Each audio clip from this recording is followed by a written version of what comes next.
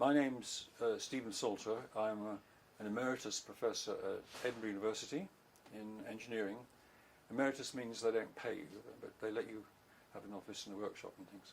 And I'm working on geoengineering, and this is a very politically unpopular topic at the moment. And what I'm trying to do is to reverse global warming using an idea that was thought up by a chap called John Latham, who's an atmospheric physicist, and I'm just the engineer that's trying to do the hardware that'll make it all go. And Latham's plan is based on a bit of physics that was developed by a chap called Sean Toomey, who was interested in clouds and why some clouds looked white and some of them looked grey. And he worked out the theory depending that the brightness of a cloud depends on the size distribution of the drops in it. And if you have a large number of small drops, you get a whiter cloud than if you get a small number of big drops but the same amount of water. And John Latham took Toomey's observation and thought that if you could increase the number of what are called condensation nuclei in the cloud, then you would get a whiter cloud. You need to understand condensation nuclei. If you have the humidity of air getting up to 100 and just beyond 100% humidity, you think you could get drops formed straight away, but you can't do that unless there is a little speck, a little seed of something which we call a condensation nucleus to get them started. And this could be a bit of dust, a bit of smoke, a bit of salt spray, maybe some chemicals that get the drop started. And in a town, in a city, there's probably 1,000 suitable nuclei in every cubic centimetre of air. So we're breathing them in and out all the time. And if you boil a kettle and the steam's coming out of the nozzle of the kettle, the steam cools a little bit, there's plenty of nuclei around to form the cloud of steam. And really you're seeing the little drops. But in the mid-ocean, the air is much cleaner. There's no dust, and it's been washed out, and there's maybe only 50 to 100 condensation nuclei in every cubic centimetre. And John Latham's idea was to spray very small drops of seawater, locally available in mid-ocean, as submicron drops of liquid, which would evaporate down to leave a little salt residue, because we're working with salt water. And the bottom of the atmosphere of the sea is fairly turbulent, so in a day or so they're mixed up right through the level, and the ones that get near the tops of the cloud will be providing new nuclei, and typically the drops over the mid-ocean are about 25 microns in diameter, and if you present them with another nucleus, some of the water will evaporate from the 25 micron drop, and you'll end up with two 19 micron drops. And when you work out the area of two 19 micron drops, it's bigger than the area of one 25 micron one. There's lots of other things that make reflection a bit more complicated than that, but that's the basic optics of it. And small drops, lots of small drops, are whiter than a small number of big drops. Now, at the moment, we are keeping in about 1.6 watts per square metre of the Earth too many. The average energy coming in at a rate of about 340 watts per square metre. So our problem is 1.6 out of 340, which doesn't sound like a very bad problem. And it means that a jolly small change in reflectivity of the clouds will be sending solar energy back out to space enough to balance the excess that's being retained here by greenhouse gases. Now, the Toomey equations show that if you double the number of nuclei in a cloud, the reflectivity goes up by about 0.05, 0.06, somewhere about there, from a typical value of about 0.5. So we really don't need to add too many more nuclei to solve the problem. And when you work this out, depending on how accurate you are about drop life and initial size, it's maybe 10 cubic meters of water a second as submicron drops sprayed in the right place would offset all the damage we've done since pre-industrial times. And the problem is, how do you make the spray and release it in lots of different places around the oceans?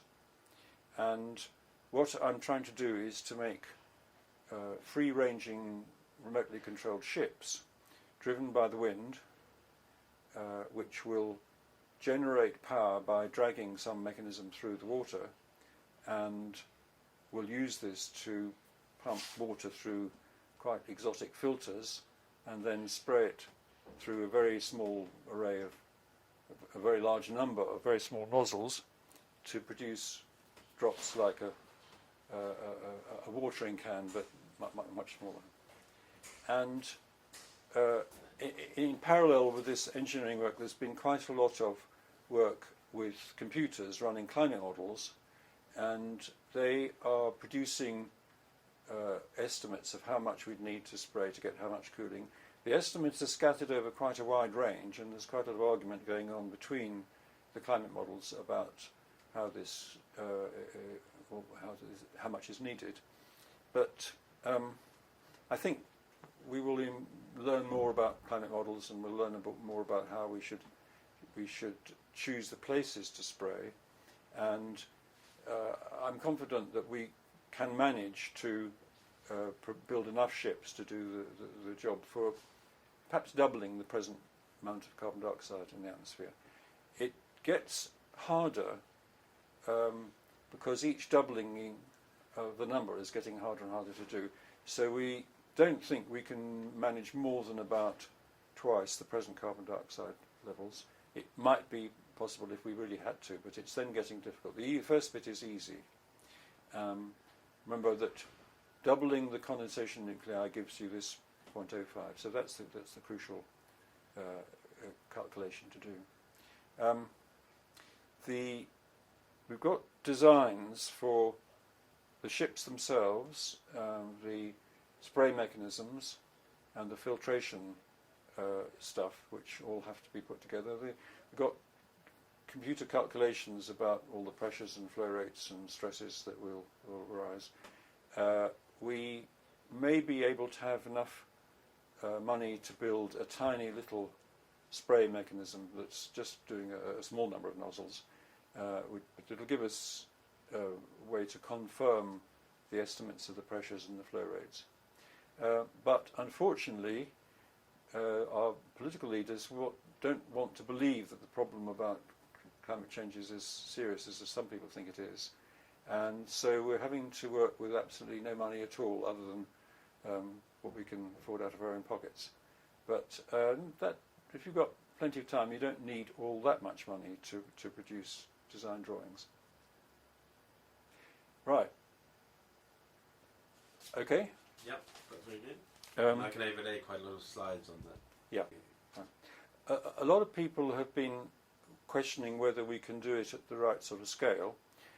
All I can do is to show them the equations that Toomey produced and argue how many nuclei and how much water we need to do this, and it doesn't look too impossible.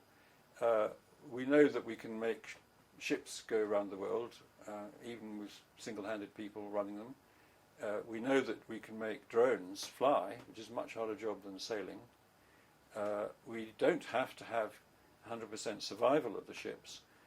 We're knowing where they are and what the future weather is going to be around them. They'll be very useful, actually, for giving local meteorological conditions sent back to the meteorologists.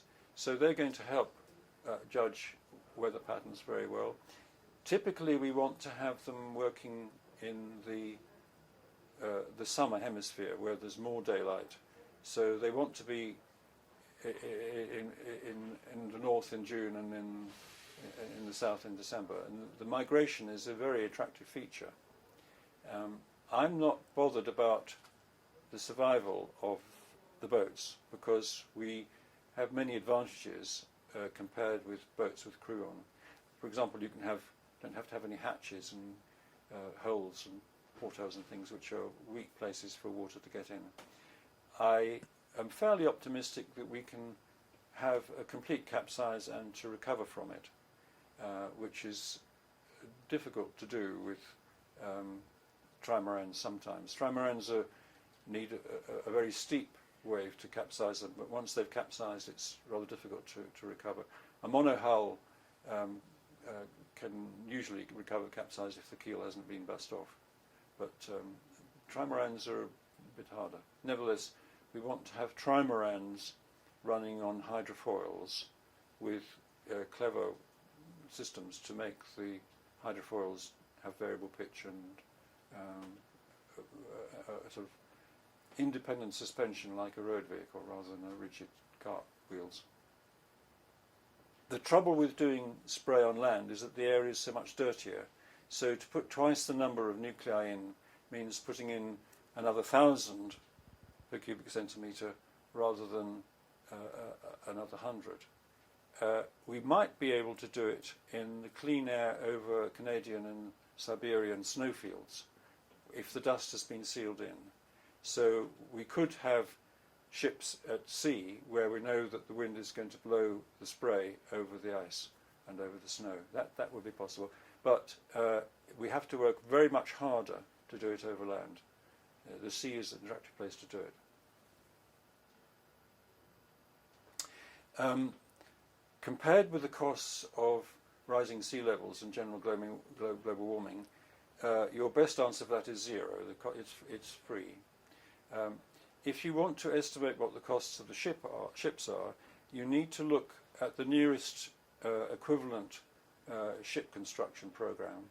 And the nearest that I've been able to find so far is the Royal Navy corvettes, the Flower class corvettes that were built in 1940 to stop the German submarines. And they cost then about £60,000. And if you go to Google, you can find various financial programs and packages which will tell you how the value of money has changed over the years. And if you apply those to the £60,000, you'd predict that if you wanted a Corvette today, it would be somewhere between 2.4 and 2.8 million pounds. Now the Corvette's quite a lot bigger displacement than our ships. They were nearly 1,000 tons and we're a bit under 100. They had 2 megawatts of power plant on them, and we have perhaps 300 or 400 kilowatts. They had to have weapon systems, which we don't have, but we have to have spray things that they didn't need to bother about. I've got cost estimates for all the spray hardware that's off the shelf. We know roughly what silicon wafers cost, and we can maybe double that because there are lots of holes in them. And I'm saying that I think they'll be in mass production, by a few hundred. They'll be around about £2 million each. And most ships last about 25 years. I think that to undo the damage we've done so far, we'll need about 300 of them. So we're talking about £600 million paid off over 25 years, which means you might want to pay £60 million a year for the flotilla back to pay the mortgage on that loan. So 60 million quid seems quite good to offset all the damage we've done since pre-industrial times. If I'm out by a factor of 10, it's still not impossible. The bad things about using the technology that we're very worried about is the effect on precipitation. Cooling seems to be a good thing to do, but if you change the sea surface temperature, you do affect the evaporation of the sea. Now, there have been quite a number of climate models to predict what the effects are, and it seems that you can affect precipitation in both directions. You can make it drier or wetter, And it looks at the moment as if you can make wet places drier and dry places wetter if you can choose where and when you do the spraying.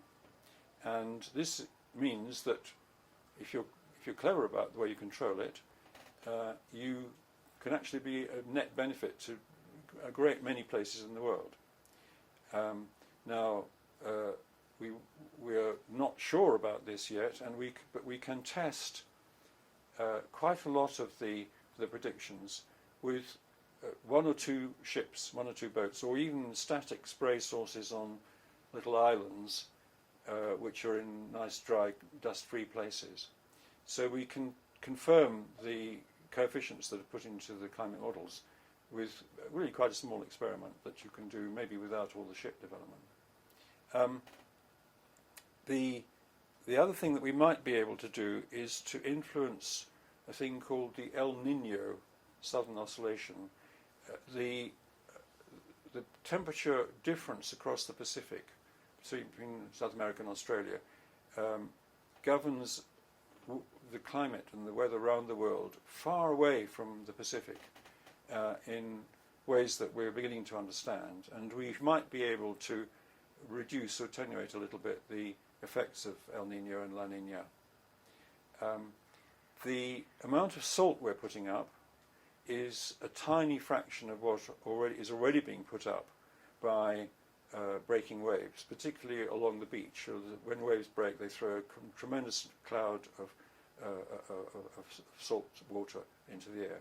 And what we're doing is picking the right diameter that does exactly the best job for nucleation. Some of the wide spectrum from breaking waves, and we're just picking the narrow spectrum. It's only about 1% of what's going in now to correct for a double present CO2. Salt's actually very good for people with lung problems. The Victorian doctors knew this, and they would prescribe people, a couple of weeks in Brighton breathing the sea air.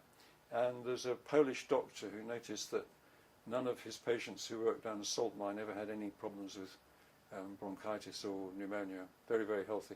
So salt's actually good for killing bugs in your chest. And we're not making much of a change to the total salt transfer. The people are worried about chaos in climate systems. And I've got rather interested in the chaos problems. If you look back through the history of science, many things were thought to be chaotic. Things like the planetary motions were thought to be chaotic when people didn't understand the system properly. And it ended up with our understanding of planetary motions being so precise that they're some of the least chaotic mechanisms around. I think that people say something is chaotic when they don't understand it, and it's the very best way to not discover the background science is to believe in chaos. It's a sort of cop-out. People are wondering whether marine crab brightening could be used to affect precipitation in places like Australia, where they've got terrible bushfires at the moment. And the answer is the climate models say yes, you can affect precipitation in both directions depending on where you do the spray and when you do the spray relative to the monsoon and perhaps the El Nino oscillation. The positions that you do it can be a very long way away from where the effect is. And this is a bit puzzling. For example, if you we have one climate model that says that if you spray off the Aleutian Islands up near Alaska, you can increase rainfall over the Amazon. And if you do it off South Africa, you can reduce rainfall in the Amazon. So we know we can do it. We're not quite sure yet quite how we should be doing it, but it looks as if we can learn how to do the controlling this. We can affect precipitation. I don't know whether we can do it enough to put out a bushfire that's already going. I'd be surprised if we can do that. But bushfires happen because there have been many months or years of lower rainfall, so that things get very, very dry. and we have a good chance of being able to control that. We can also reduce sea surface temperatures in the areas where hurricanes are breeding. If you want a hurricane, you have to have quite a long length of sea with temperatures above 26.5 Celsius. And if we see this developing in the hurricane area, we could cool that enough. Interestingly, you don't want to stop the hurricanes completely because they provide a water resource for quite a lot of areas. So what we'd like is to knock a category 5 down to a category 3, and it looks as though we might be able to do that with quite a small number of spray vessels. In the research for climate engineering? We are beginning to run out of the work we can do without any money at all, other than our own pockets. And soon we will be wanting some money to do the development. The question is whether we're going to need to do it in a big rush. If we suddenly notice that the Arctic ice is melting and there's lots of methane coming up from the seabed, then we might want to get the stuff going very, very quickly, and then we would want to try every possible idea in parallel and just keep the ones that work. A bit like the Manhattan Project, where they had 5 different ways of producing uranium and plutonium, and they didn't know which of them would work, so they did all 5, and in fact all 5 of them did work in the end. So that sort of panicky thing is expensive. It depends very much on how much time we have available before we need it, and there are very big arguments going on now about how soon geoengineering will be wanted, and some of the more grim predictions are that we might need it very, very quickly indeed, mainly depending on how Arctic ice behaves. The first engineering challenge was to find a way to get a remotely controllable platform, and the one we've picked is a trimaran design based mainly on preference by single-handed round the world yachts people, but controlling sails and taking in reefs and setting into gallants and things is hard for remotely operated things, so we looked at a design by a German called Anton Flettner, who was interested in replacing conventional sails with things that are named after him, Flettner rotors. This is a spinning cylinder which acts like a sail but with much, much higher thrust coefficients. The attraction for us is that it's much easier to control the speed of rotation of a rotor than to control sails. The boats are very agile. They can stop dead and go directly into reverse and rotate about their own axis in either direction. Flettner converted a conventional sailing ship to rotors and sailed from the Baltic to Edinburgh back in 1926 against an identical hull with conventional sails, and he won that race. And then he went across the Atlantic. So we're pretty confident about that, and we have built small models and a 37-foot yacht conversion. So that's looking pretty good. The next major thing is the spray mechanisms, and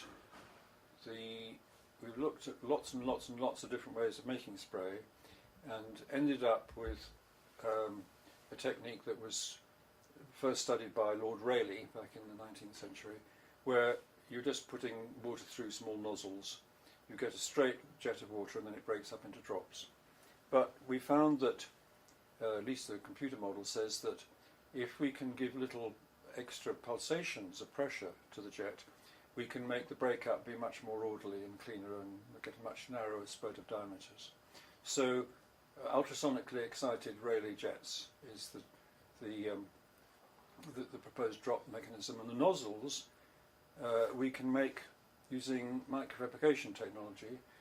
As well as making transistors on a silicon wafer, you can also make holes, and we can make several billion holes in a 200mm wafer, which will be beautiful little nozzles for Lord Rayleigh. Then the really crucial question is whether the nozzles are going to get clogged up. And we asked lots of people in the inkjet business about the problem, and they all were completely unanimous and emphatic that it was completely impossible.